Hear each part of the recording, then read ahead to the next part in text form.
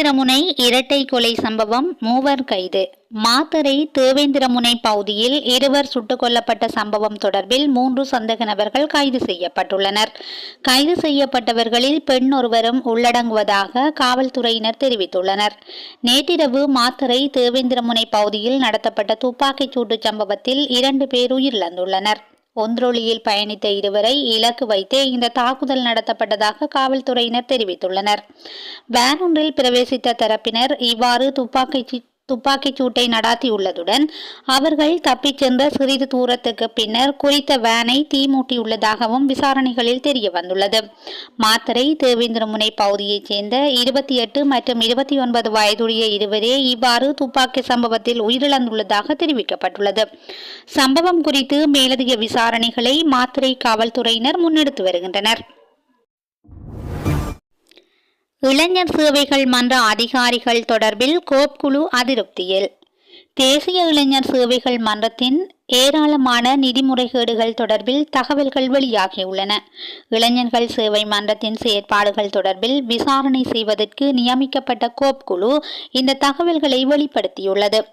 அண்மையில் நடைபெற்ற கோப் குழு கூட்டத்தில் தேசிய இளைஞர் சேவை மன்ற அதிகாரிகளின் நடவடிக்கைகள் குறித்து கடும் அதிருப்தி வெளியிடப்பட்டுள்ளது.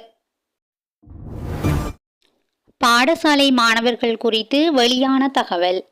இலங்கையில் 28.4% பாடசாலை மாணவர்கள் ஸ்மார்ட் கையடக்க தொலைபேசிகளை பயன்படுத்துவதாக தெரிவிக்கப்பட்டுள்ளது. சமீபத்தில் வெளியிடப்பட்ட உலகளாவிய பாடசாலை சார்ந்த மாணவர் சுகாதார கணக்கெடுப்பு அறிக்கையினூடாக குறித்த விடயம் தெரிய வந்துள்ளது. இதில் 31.3% சிறுவர்கள் எனவும் மீதமுள்ளவர்களில் 25.5% பெண்கள் எனவும் தெரிவிக்கப்படுகின்றது. அத்துடன் ஸ்மார்ட் கையடக்க தொலைபேசிகளை பயன்படுத்துபவர்களில் பெரும்பாலானோர் 16 தொடக்கம் 17 வயதுக்கு உட்பட்டவர்கள் என குறிப்பிடப்பட்டுள்ளது.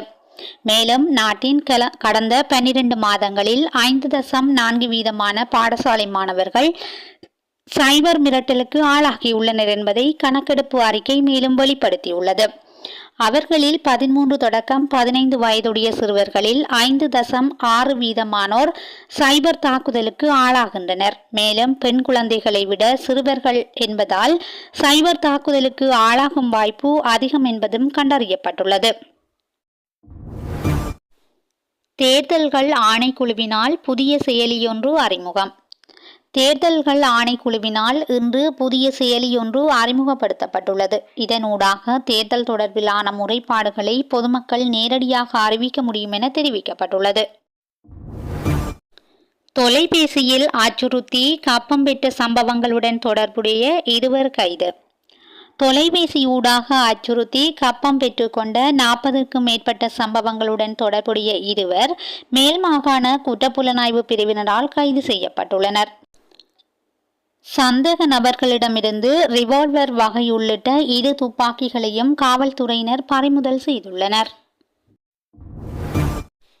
நாடு முழுவதும் போக்குவரத்து வலையமைப்பை உருவாக்க தீர்மானம்.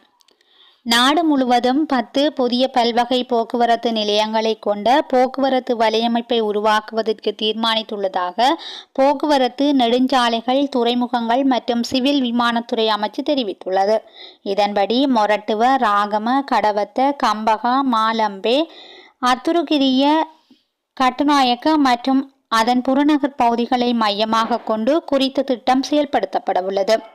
கண்டியிலும் காலி மாவட்டத்தின் தெவட்ட பகுதியிலும் மேலும் 2 பல்வகை போக்குவரத்து நிலையங்கள் அமைக்க திட்டமிட்டுள்ளதாகவும் போக்குவரத்து அமைச்சு தெரிவித்துள்ளது. அனுராதபுரம் போக்குவரத்து நிலையத்தில் சுமார் 40% மேம்பாடுகள் தற்போது நிறைவடைந்துள்ளதாகவும் மற்ற பல்வகை போக்குவரத்து நிலையங்களின் கட்டுமான பணிகள் ஆரம்பிக்கப்படும் எனவும் போக்குவரத்து, நெடுஞ்சாலைகள், துறைமுகங்கள் மற்றும் சிவில் விமானத்துறை அமைச்சு தெரிவித்துள்ளது. சிவனொளிபாத மலை யாத்திரையின் போது போதைப் பொருள் வைத்திருந்த 14 பேர் கைது. சிவனொளிபாத மலை யாத்திரையின் போது போதைப் பொருட்களை தம்பசம் வைத்திருந்த குற்றச்சாட்டில் 14 சந்தேக நபர்கள் கைது செய்யப்பட்டுள்ளனர். நல்லதண்ணி, மஸ்கெலிய, பொல்பெட்டி, கேர்டன் பிரிந்த கெனிகத்தேன மற்றும் நோவுட் ஆகிய பகுதிகளில் முன்னெடுக்கப்பட்ட சோதனை நடவடிக்கைகளின் போதே அவர்கள் கைது செய்யப்பட்டுள்ளனர். நாட்டின் பல்வேறு பகுதிகளைச் சேர்ந்த 25 மற்றும் 40 வயதுக்கு இடைப்பட்டவர்களே இவ்வாறு கைது செய்யப்பட்டுள்ளனர். சந்தேக நபர்களை கட்டன் நீதவான் நீதிமன்றில் முன்னிலைப்படுத்துவதற்கான நடவடிக்கைகளை காவல்துறையினர் முன்னெடுத்து வருகின்றனர். பதுளை மாவட்டத்தில் முதல் மலையக தமிழ் பெண் நீதவானாக ஆனந்தவதனி தெரிவு. பண்டாரவளை மாவட்ட நீதிமன்றத்தில் சட்டத்தரணியாக சேவையாற்றிய சட்டத்தரணி ஆனந்தவதனி புஷ்பராஜ் நீதவானாக நியமனம் செய்யப்படவுள்ளார். இவர் கடந்த 2024ஆம் ஆண்டு நடைபெற்ற இலங்கை நீதித்துறைக்கு நீதவானாக ஆட்சேர்க்கும் போட்டி பரீட்சையில் சிறப்பு சித்தி பெற்றுள்ளார். பண்டாரவளை மாவட்ட நீதிமன்றத்தில் கடந்த 10 வருடங்களாக பணியாற்றி வரும் இவர் பதுளை மாவட்டத்திலே மலையக தமிழ் மக்கள் சார்ந்து தெரிவு செய்யப்படும் முதலாவது நீதிபதியும் முதல் பெண் நீதிபதியும் ஆவார். தன்னுடைய ஆரம்ப கல்வியை பசறை தமிழ் தேசிய கல்லூரியிலும் பின்னர் உயர்தர கல்வியை மட்டக்களப்பு வின்சன் மகளிர் தேசிய பாடசாலையிலும் நிறைவு செய்து கொழும்பு பல்கலைக்கழகத்தில் சட்டப்பீடத்தில் சட்டமானி பட்டத்தை பெற்றார். சட்ட கல்லூரியிலே தனது தொழில்நிலை படிப்பை மேற்கொண்டதன் பின்னர் கடந்த 2013ஆம் ஆண்டிலிருந்து 10 வருடங்களாக பண்டாரவளை மாவட்ட நீதிமன்றிலும் தொழில் நியாய சபை நீதிமன்றத்திலும் சேவையாற்றி மலையக மக்கள் சார்ந்து பல்வேறு வழக்குகளில் சட்டத்தரணியாக சேவை புரிகின்றார். பாடசாலை சீருடைகளை விநியோகிக்கும் பணி நிறைவு. இந்த ஆண்டு பாடசாலை மாணவர்களுக்கான சீருடைகளை விநியோகிக்கும் பணி நிறைவடைந்துள்ளதாக கல்வி அமைச்சு தெரிவித்துள்ளது. இதன்படி 10,096 பாடசாலைகளைச் சேர்ந்த 4,60,000க்கு அதிகமான மாணவர்களுக்கு சீருடை வழங்கப்பட்டுள்ளதாக கல்வி அமைச்சு தெரிவித்துள்ளது. சீன அரசிடமிருந்து நன்கொடையாக பெறப்பட்ட குறித்த சீருடைகள் சுமார் 5,171 மில்லியன் ரூபாய் பெறுமதியுடையவை என கல்வி அமைச்சு தெரிவித்துள்ளது.